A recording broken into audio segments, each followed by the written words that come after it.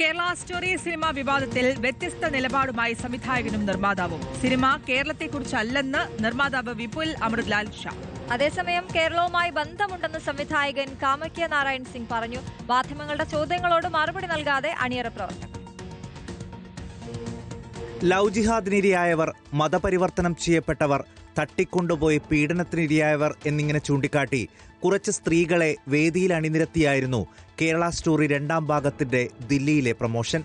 സംവിധായകനും നിർമ്മാതാവും ഉൾപ്പെടെയുള്ള അണിയറ പ്രവർത്തകരും പങ്കെടുത്തു.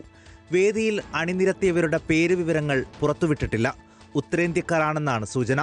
കേരളത്തിലെ ഇരകൾ യൂട്യൂബിലുണ്ടെന്നും പ്രതികരണം. കേരളവുമായി ബന്ധമുണ്ടോ എന്ന മാധ്യമപ്രവർത്തകരുടെ ചോദ്യത്തിന് വ്യത്യസ്തങ്ങളായ പ്രതികരണങ്ങളാണ് നിർമ്മാതാവിന്റെയും സംവിധായകന്റെയും ഭാഗത്തു നിന്നുണ്ടായത്. കേരളത്തെക്കുറിച്ചല്ല എന്നായിരുന്നു നിർമ്മാതാവ് വിപുൽ അമൃത്ലാൽ ഷായുടെ പ്രതികരണം. जब ऐसी फिल्म बनाते हैं, ऐसा विषय रखते हैं, तो इसमें दो पक्ष होते हैं. एक विक्टिम का पक्ष होता है और एक उन क्रिमिनल्स का पक्ष होता है जो ये काम कर रहे हैं. और ऐसी कहानियां सुनने के बाद भी एक लॉबी जो है वो उन क्रिमिनल्स के साथ खड़ी नजर आती है.